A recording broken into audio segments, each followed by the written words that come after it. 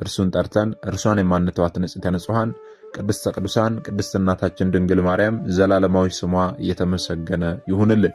እንግዲህ እንደ እግዚአብሔር አምላካችን መልካምና በጎ ፍቃድ ዛሬ የምንማማረው ነሐሴ 13 ቀን በዓለ ደብረ ታቦርን በታላቅ ድምቀት እናከብራለን። ይህንን ክብረ በዓል ስለምንድን ነው የምናከብረው?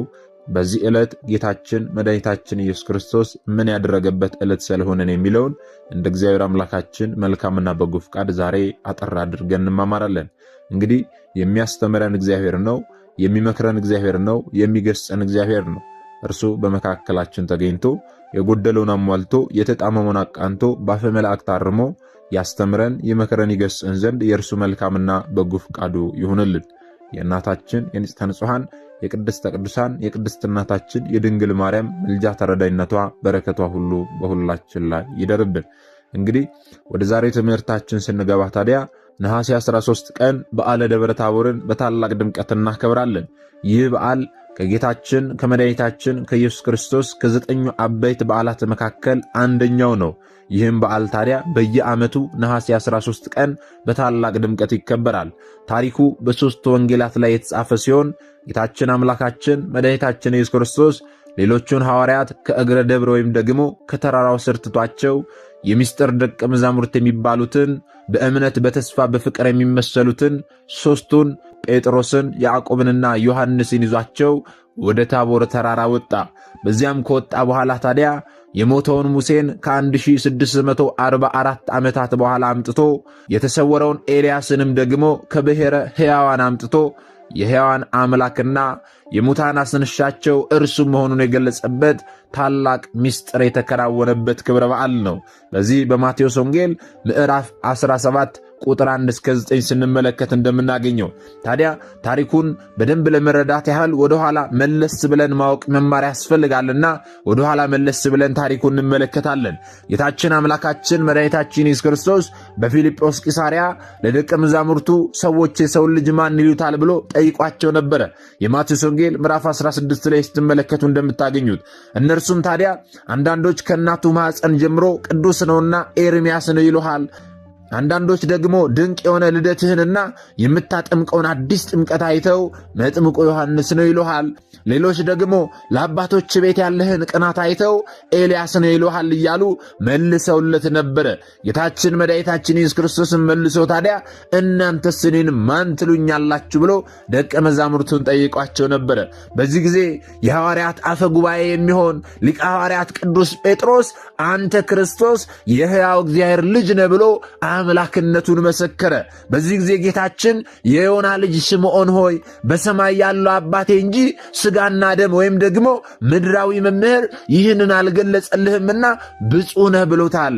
ታዲያ ይህንን ጥያቄ ጠይቋቸው እነርሱ ከመለሱለት በኋላ ይህ ከሆነ ከ6 ቀን በኋላ ወይም ደግሞ በ7ኛው ቀን ጌታችን መድኃኒታችን ኢየሱስ ክርስቶስ ሦስቱን ደቀ መዛሙርት ማለትም ደግሞ ጴጥሮስን ዮሐንስንና ያዕቆብን ይዞ ወደ ተራራ ወጣ። ከዚያም በኋላ ክርስቶስ ባይሞት ኖሮ እንዴት ያለ ክብር እንደሚቀርባቸው ያሳያቸው ዘንድ ምስክር የሚሆኑ ዘንድ እነዚህን ሦስቱን ደቀ መዛሙርት ይዟቸው ወደ ታቦር ተራራ ወጣ። ደብረ ታቦር ማለት ምን ማለት ነው ስንል ደብር ማለት ተራራ ማለት ነው። ታቦር ማለት ደግሞ የተራራው ስም ነው። ታቦር ወደ ተባለ ተራራ እነዚህን 3ቱን ደቀ መዛሙርት ይዟቸው ወጣ። ሌሎቹን 8ቱን ደቀ መዛሙርት ደግሞ ከእግረ ደብር ወይም ደግሞ ከተራራው ስር ትቷቸው እነዚህን 3ቱን ብቻ ይዟቸው ወደ ተራራው ወጣ። ወደ ተራራው ይዟቸው ከወጣ በኋላ በፊታቸው ተለወጠ። ፊቱም እንደ ፀሐይ በራ፣ ልብሱም እንደ ነጭ ብርሃን ሆነ። እነሆ ሙሴና ኤልያስን ከያሉበት ጠርቶ ሙሴና ኤልያስ ከእርሱ ጋር ሲነጋገሩ ታዩአቸው። ጴጥሮስም መልሶ እንዲህ አለ፣ ጌታ ሆይ በዚህ መሆን ለእኛ መልካም ነው። ብትወድስ በዚህ 3 ዳስ አንዱን ላንተ አንዱን ለሙሴ አንዱንም ለኤልያስ እንስራ አለ። እርሱም ገና ሲናገር ታዲያ እነሆ ብሩህ ደመና ጋረዳቸው። እነሆ ከደመናው ደግሞ በእርሱ ደስ የሚለኝ የምወደው ልጄ ይህ ነው፣ እርሱን ስሙት የሚል ድምፅ መጣ። ደቀ መዛሙርቱም ይህንን ድምፅ በሚሰሙበት ጊዜ ፈርተው በፊታቸው ወደቁ፣ እጅጉኑ ደነገጡ። ኢየሱስ ክርስቶስም ታዲያ ቀርቦ ዳሰሳቸውና ተነሱ፣ አትፍሩ አላቸው። ልብ በሉ ወገኖቼ፣ ይህ ድንቅ ምስጢር ነው በዚህ በደብረ ታቦር በዓል ላይ የተከናወነልን። በዚህ ዕለት ታዲያ ሕፃናት ልጆቻችን ጅራፋቸውን ገምደው እያስጮሁ ይጨፍራሉ። ይህ የምን ምሳሌ ነው ስንል ጅራፍ ሲጮህ እንደሚያስደነግጥ ሁሉ ከጌታ ጋር የነበሩ ሦስቱ ደቀ መዛሙርት አብ በደመና ሆኖ ሲናገር ደንግጠው መውደቃቸውን እንድናስታውስ ሕፃናት ልጆቻችን ጅራፍ ገምደው ያጮሃሉ። የጅራፉን ጩኸት ድምፅ ስንሰማ አዎ ደቀ መዛሙርቱ እግዚአብሔር አብ በደመና ሆኖ የምወደው ልጄ ይህ ነው እርሱን ስሙት ብሎ ሲናገር የሚያስደነግጠውን ቃል ሲናገር ፈርተው ደንግጠው መውደቃቸውን እናስባለን። አዎ በግርማው ሲገለጥ አዎ የተሰማው የነጎድጓድን ድምፅም ደግሞ እንደዚሁ የጅራፉ ድምፅ ያስታውሰናል ማለት ነው። ልብ በሉ ወገኖቼ።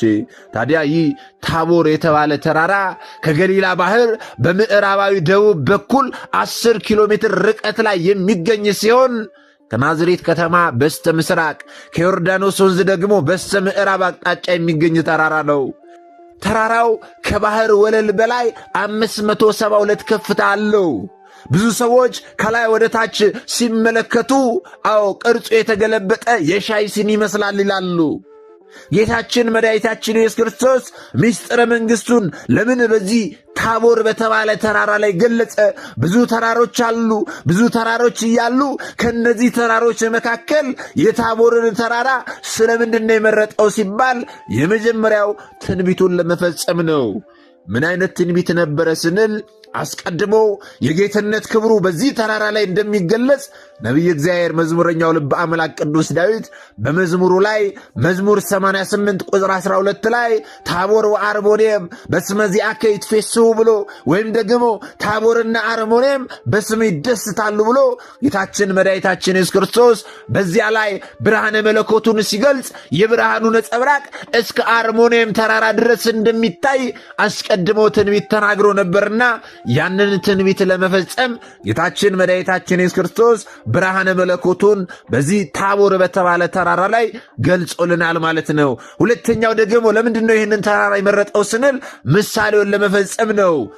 ታቦር በመጽሐፍ ቅዱስ ላይ 12 ጊዜያት ሲጠቀስ በተለይ ደግሞ በመሳፍንት 4 እና 5 ላይ እንደተጻፈ አስቀድሞ በብሉይ ኪዳን የእስራኤል ጠላት የነበረው ሲሳራን መስፍኑ ባርቅ በተራራው ላይ ድል ነስቶበት ነቢይቱ ዲቦራም ደግሞ በተራራው ላይ በደስታ አመስግናለች፣ ዘምራለች። በተመሳሳይ መልኩ ታዲያ የእስራኤል ዘነፍስ የክርስቲያኖች ጠላት የሆነውን ዲያብሎስን የሁላችን ፈጣሪ ኢየሱስ ክርስቶስ በተራራው ላይ አምላክነቱን ገልጦ ድል ስለነሳው ነቢያት፣ ሐዋርያት፣ ምዕመናን የሚያመሰግኑት ስለሆነ ለምሳሌነቱ ተስማሚነት ያለውን የታቦርን ተራራ መርጦታል ማለት ነው። ልብ በሉ ወገኖቼ። ስለዚህ ከብዙ ተራሮች መሃል የታቦር ተራራ ለምን ተመረጠ ስንል ምሳሌውን ለመፈጸምና ትንቢቱን ለመፈጸም ነው። ሌላው ደግሞ ለምን ጌታችን መድኃኒታችን ኢየሱስ ክርስቶስ 3ቱን ሐዋርያት ብቻ ይዟቸው ወደ ተራራው ወጣ? ሌሎቹን ሐዋርያት ለምን ከእግረ ደብር ወይም ደግሞ ከተራራው ስር ትቷቸው ወጣ የሚለውን ደግሞ ልናውቅ ያስፈልጋል።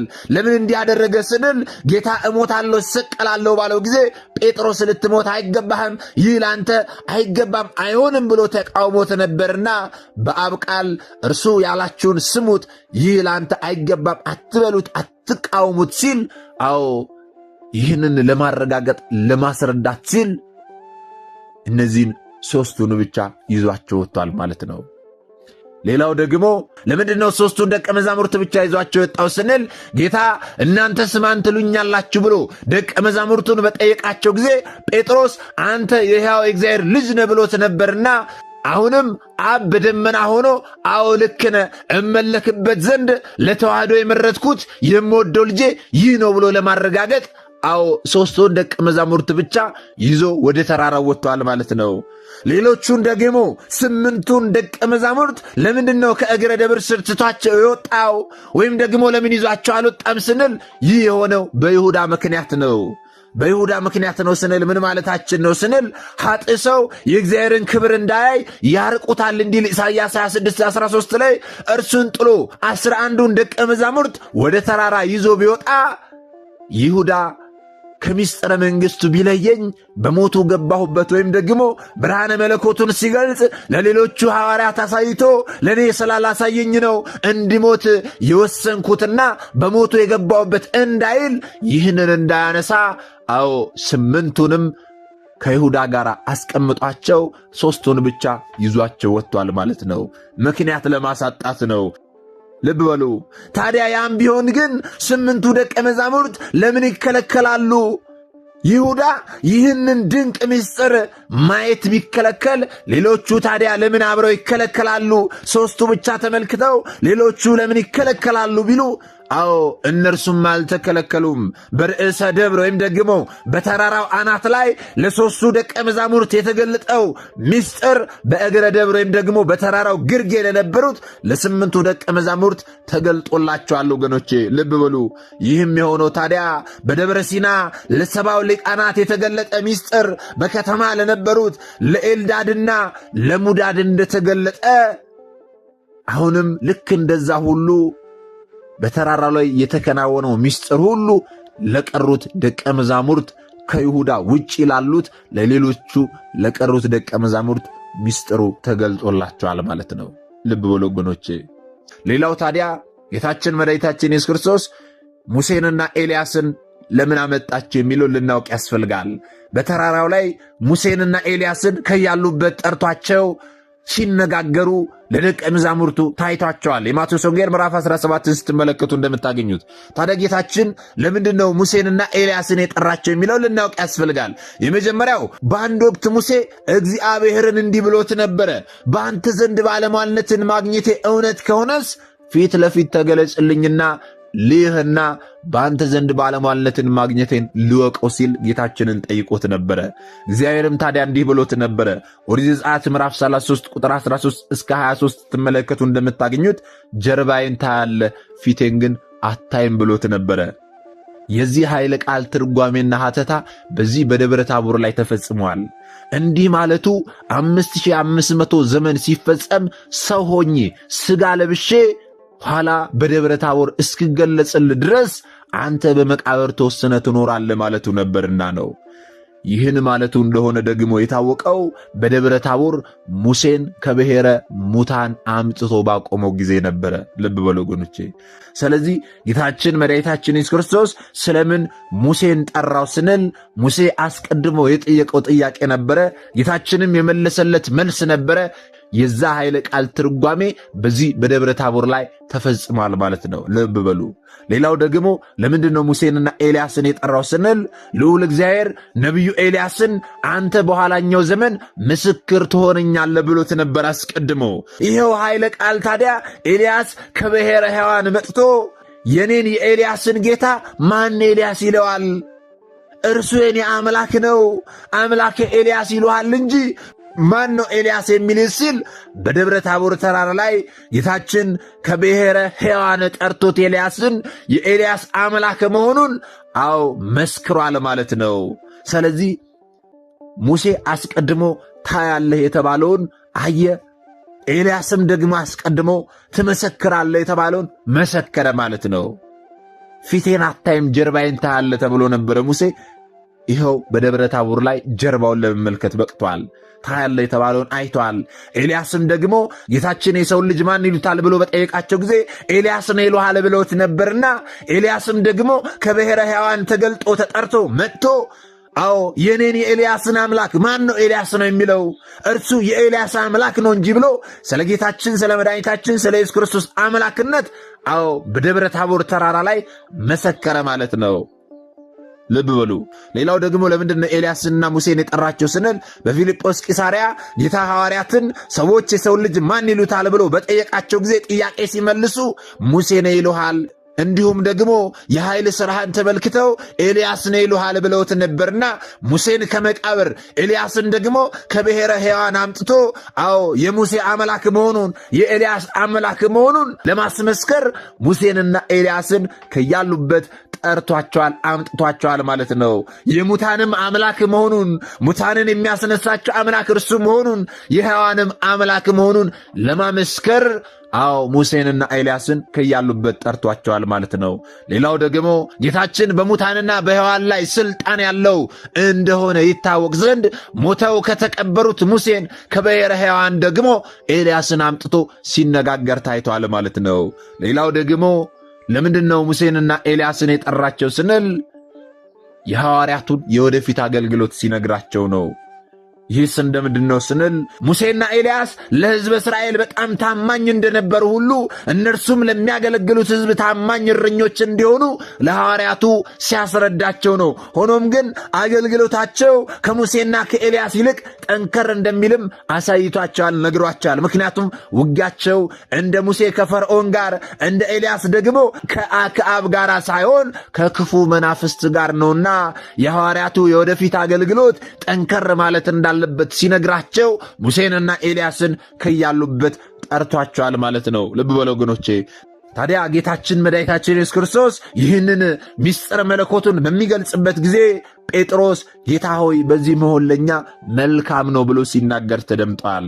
ይህ ታዲያ የተለያየ ትርጉም አለው ወገኖቼ። ይህ ቃል ማለት ነው ቃል በቃል ሲተረጎም ስናየው ቅዱስ ጴጥሮስ ጌታ ሆይ በዚህ መኖር ለኛ መልካም ነው ማለቱ አንተ እያበላህን እየፈወስከን፣ ሙሴ እንደዚሁ ደግሞ መከራ ያደርሱብናል ይገድሉናል ያልናቸውን ጸሐፍት ፈሪሳውያንን እንዳይመጡ በደመና እየጋረደ ቢመጡም ደግሞ ኤልያስ እሳት እያዘነበ ያባረራቸው በዚህ መኖር ለኛ መልካም ነው ማለቱ ሲሆን ምስጢራዊ ፍቺው ደግሞ ምንድነው ስንል የኢየሱስ ክርስቶስ የባሕርይ አምላክነት በሚታመንበት ወልድ ዋሕድ በምትለው ሃይማኖት መኖር ለኛ መልካም ነው ማለቱ ነው ወገኖቼ። ልብ በሉ። ሰይጣን ድል በተደረገበት በታቦር ተራራ ምሳሌ በምትሆን በወንጌል ሕይወት አንድም በቤተ ክርስቲያን መኖር ለኛ መልካም ነው ማለቱ ነው። አዎ ክርስቶስን ወልድ ዋሕድ ብላ በምትጠራው ሃይማኖት የኢየሱስ ክርስቶስ የባሕርይ አምላክነት በሚታመንበት በሚነገርበት ሃይማኖት በዚች ቅድስት ቤተ ክርስቲያን መኖር ለኛ መልካም ነው ማለቱ ነው ሐዋርያው ቅዱስ ጴጥሮስ። ወገኖቼ ልብ በሉ። ታቦር ተራራ የወንጌል ምሳሌ ነው። ተራራ ሲወጡት ያደክማል። ከወጡት በኋላ ግን ከላይ ተራራ ላይ ሆነው ወደ ምድር ሲመለከቱ ሁሉንም ታሳያለችና ደስ ታሰኛለች። ወንጌልም ልክ እንደዚሁ ሲማሯት ትከብዳለች። ኋላ ግን ጽድቅንና ኃጢአትን ለይታ ስለምታሳውቅ ደስ ታሰኛለች ወገኖቼ። ስለዚህ ታቦር ተራራ የወንጌል ምሳሌ ነው። ሌላው ደግሞ ታቦር ተራራ የቤተ ክርስቲያን ምሳሌ ነው። በታቦር ተራራ ከብሉይ ኪዳን ነቢያት ኤልያስና ሙሴ ከአዲስ ኪዳን ደግሞ ሦስቱ ሐዋርያት እንደተገኙ በቤተ ክርስቲያናችንም ደግሞ ብሉይ ኪዳንና አዲስ ኪዳን እንደሚነገሩ ሲያጠይቅ ይህ ምስጢር ተከናውኗል ማለት ነው። ሐዋርያት የተሰበኩት ወንጌል አስቀድመው ነቢያት በምሳሌና በትንቢት የተናገሩት እንደሆነ ያስረዳል ማለት ነው። ልብ በሉ። ሌላው በታቦር ተራራ ከመሐስባን ወይም ደግሞ ከባለትዳር ሙሴን ከደናግል ደግሞ ኤልያስን ጠርቶ በዚያ ተራራ ላይ እንደተገኙ ሁሉ በቤተ ክርስቲያንም በድንግልና የሚኖሩ መናንያን መነኮሳት፣ በሕግ በሥርዓት የሚኖሩ ባለትዳሮች ይገኙበታልና ይህንን ለማጥየቅ አዎ በቤተ ክርስቲያን ትመሰላለች ታቦር ተራራ። ሌላው ታቦር ተራራ የመንግሥተ ሰማያትን ምሳሌ ናት። ተራራ በብዙ ችግር እንደሚወጡት ሁሉ ወደ እግዚአብሔር መንግሥት በብዙ መከራ እንደምንገባ ሲያጠይቀን አዎ ይቺ ታቦር ተራራ በመንግሥተ ሰማያት ትመሰላለች ማለት ነው። ሌላው በታቦር ተራራ የብሉይ ኪዳን ነቢያት ከአዲስ ኪዳን ሐዋርያት ጋር እንደተገኙ መንግሥተ ሰማያትንም ነቢያትም ሐዋርያትም በአንድነት ሆነው ይወርሷታልና አዎ ታቦር ተራራ የመንግሥተ ሰማያት ምሳሌ ናት። ሌላው በታቦር ተራራ ከመሐስባን ወይም ደግሞ ከባለትዳሮች ሙሴ ከደናግል ደግሞ ኤልያስ እንደተገኙ መንግሥተ ሰማያትም የደናግልም እንዲሁም ደግሞ የባለትዳሮችም ናት ሲል ባለትዳሮችም ደናግልም በአንድነት ይወርሷታል ሲል አዎ ይቺ ታቦር ተራራ በመንግሥተ ሰማያት ትመሰላለች። በታቦር ተራራ ሞተው ከተቀበሩት መካከል ሙሴን ከብሔረ ሕያዋን ካሉት ደግሞ ኤልያስ እንደመጡ ሁሉ መንግሥተ ሰማያትም ሞተው የተቀበሩትም በብሔረ ሕያዋን ያሉትም በአንድነት ይወርሷታልና አዎ ይቺ ታቦር ተራራ የመንግሥተ ሰማያት ምሳሌ ናት። ደብረ ታቦር የቤተ መቅደስ ምሳሌ ናት። በቅድስት ቤተ ክርስቲያን ለሥርዓተ ቅዳሴ የሚሰየሙ ካህናት ወይም ደግሞ ልዑካን 5 ናቸው። ሙሴና ኤልያስ የካህናት፣ ጴጥሮስ፣ ያዕቆብ፣ ዮሐንስ ደግሞ የዲያቆናት ምሳሌ ናቸው። ጌታችን አምላካችን መድኃኒታችን ኢየሱስ ክርስቶስ ደግሞ የሊቀ ካህናት ምሳሌ ነው። ልብ በሉ ወገኖቼ፣ ቅድስት ቤተ ክርስቲያናችን ካህናትን 2 አድርጋ ዲያቆናትን ደግሞ 3 ማድረጓ ለቅዳሴ የሚሰየሙ ልዑካን በአንድ ላይ 5 መሆናቸው ዝም ተብሎ ከመሬት የመጣ ደስ ስላላቸው 3 ደስ ስላላቸው እንደዚሁ 7 5 የሚያደርጉት ሳይሆን እነዚህ 5 መሆናቸው በዚህ በደብረ ታቦር ላይ ከተከናወነው ምስጢር በመነሳት ነው። ሙሴና ኤልያስ የካህናት ምሳሌዎች ናቸው። ጴጥሮስ፣ ያዕቆብ እንዲሁም ደግሞ ዮሐንስ ደግሞ የዲያቆናቱ ምሳሌዎች ናቸው። ልብ በሉ ወገኖቼ። ስለዚህ ደብረ ታቦር የቤተ መቅደስ ምሳሌ ናት። ስለዚህ በአጠቃላይ ደብረ ታቦር ምን የተከናወነበት ነው ስንል ታቦር ተራራ የክርስቶስ የባሕርይ አምላክነት የተመሰከረበት፣ የምስጢረ ሥላሴ ትምህርት የተሰጠበት፣ ፈጣሪ ከቅዱሳን ሰዎች ጋር የተገኘበት፣ በልበ ሐዋርያት የነበረ ሰይጣን ድል የተደረገበት፣ የሐዋርያት በተለይም ደግሞ የሦስቱ ባለሟልነት የተገለጠበት፣ አሉባልታና ወሬ የከሸፈበት፣ የቅዱሳንን ክብር ለሚያናንቁ ደግሞ ተራራም እንኳን ቅዱስ እንደሚባል የተማርንበት፣ የብሔረ ሕያዋን መኖር የተመሰከረበት፣ የትንሣኤ ሙታን ዋስትና የተገለጠበት ታላቅ ክብረ በዓል ነው ወገኖቼ። ይህንን ድንቅ የሆነ ክብረ በዓል ነው ዛሬ ነሐሴ 13 ቀን የምናከብረው። በዚህ በዓል ላይ ታዲያ በታቦር የታየው የብርሃኑ ምሳሌ የሚሆን ችቦ ይበራል። ሁላችንም በበዓሉ ዋዜማ ችቦ በየቤታችን በየግቢያችን እናበራለን።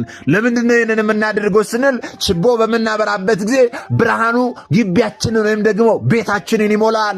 ያንን ብርሃን በምንመለከት በት ጊዜ ታዲያ ጌታችን መድኃኒታችን ኢየሱስ ክርስቶስ ብርሃነ መለኮቱን ሲገልጥ ታቦር ተራራ ላይ ብርሃኑን ሲገልጥ ያ ብርሃኑ ታዲያ አርሞኔም ተራራ ድረስ እንደበራ አካባቢው በብርሃን እንደተመላ ያንን ብርሃን ስንመለከት እንድናስታውስ እንድናስብ በበዓሉ ዋዜማ ችቦ በየቤታችን እናበራለን። ሌላው ደግሞ በዚህ በዓል በገጠር ከተራራው ላይ እረኞች ሕፃናት ጅራፍ እየገመዱ ማስጮኻቸው ጌታ በተራራ ላይ ብርሃኑን በገለጸ ጊዜ አብ በደመና ሆኖ እርሱ ደስ የሚለኝ የምወደው ልጄ ይህ ነው እርሱን ስሙት ባለ ጊዜ ሐዋርያት በድምፁ ደንግጸው መውደቃቸውን ለማመልከት ነው። ጅራፉን በሚያስጮህበት ጊዜ ጌታችን መድኃኒታችን ኢየሱስ ክርስቶስ በግርማው ሲገለጥ የተሰማውን የነጎድጓድ ድምፅ ያስታውሰናል። ጅራፉን ሲያጮሁ የሚጮኸውን ድምፅ ስንሰማው አብ በደመና ሆኖ እርሱ ደስ የሚለኝ የምወደው ልጄ ነው ስሙት ሲል ሐዋርያቱ ደንግጠው መውደቃቸውን ያስታውሰናል ማለት ነው። ልብ በሉ ወገኖቼ። ይህ በዓለ ደብረ ታቦር ሲከበር ታዲያ ሙልሙል ዳቦ ይጋገራል።